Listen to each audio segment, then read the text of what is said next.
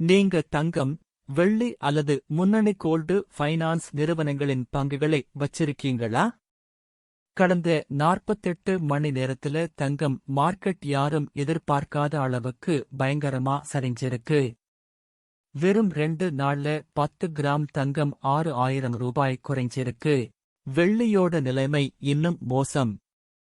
1 kilo வெள்ளிக்கு 15,500 ரூபாய் வரை சரிவு ஏற்பட்டிருக்கு. இந்த பாதிப்பு நம்ம ஷேர் மார்க்கெட்டையும் தாக்கியிருக்கு. மணப்புரம், முத்தூட், ஐஃபில் பங்குகள் ஒரே நாள்ல சரிஞ்சிருக்கு. புள்ளி விவரப்படி 2 நாட்கள்ல தங்கம் ரூபாய் குறைஞ்சது சமீப காலத்துல நடந்த மிகப்பெரிய கரெக்ஷன். மணப்புரம் ஃபைனான்ஸ் பங்குகள் சுமார் 3% சரிஞ்சு 109 ரூபாய்க்கு வந்தது. முத்தூட் மற்றும் ஐஃபில் நிறுவனங்களும் 2%க்கும் மேல் சரிஞ்சிருக்கு. வெள்ளி எப்போதுமே இண்டஸ்ட்ரியல் பயன்பாடு காரணமா கொஞ்சம் ஓலடைலா இருக்கும். முதலீட்டாளர்களுக்கு இது ரொம்ப பயமா தெரியும். ஆனா ஏன் இப்படி ஆச்சுன்னு புரிஞ்சுக்கணும்னா நாம வாஷிங்டன் டிசி பக்கம் பார்க்கணும். அமெரிக்க டாலர் கதை புரிஞ்சுக்கணும். ஒவ்வொரு பெரிய மார்க்கெட் கிராஷுக்கும் பின்னாடி ஒரு மறைஞ்சிருக்கிற வில்லன் இருக்கு.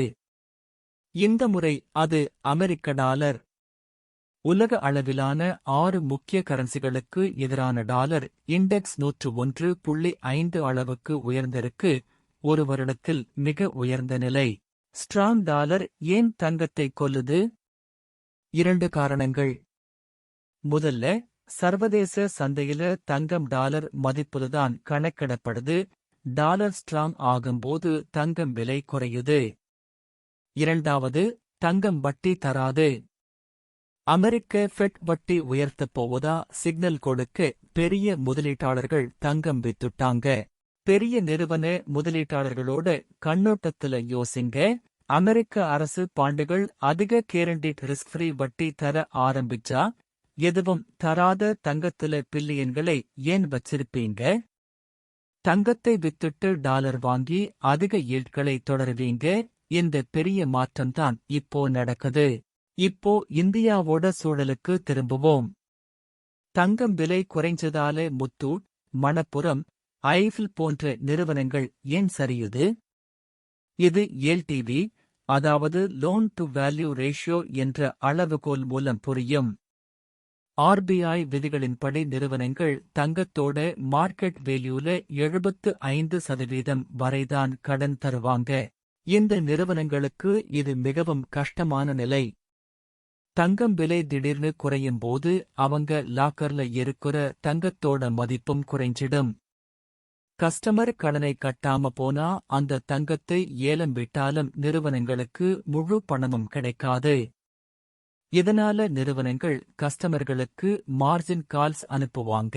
இந்த பதற்றம் காரணமாதான் முதலீட்டாளர்கள் இந்த பங்குகளை வித்துட்டாங்க. இனிமே என்ன ஆகும்? 3 முக்கியமான ஆலோசனைகள். முதல்ல, பயந்து விற்காதீங்க. இப்படிப்பட்ட கரெக்ஷன் ஆரோக்கியமான மார்க்கெட்டுக்கு அவசியம். கடந்த 2 வருஷமா தங்கம் பயங்கரமா உயர்ந்திருக்கு. ஃபெட் கமெண்டரிக்கு பிறகு இந்த சரிவு முற்றிலும் இயல்பானதுதான். இரண்டாவது, டாலர் இண்டெக்ஸ் 101.5 நிலையை கவனியுங்க. மூன்றாவது, என்பிஎஃப்சி பங்குகளில் வாய்ப்பு.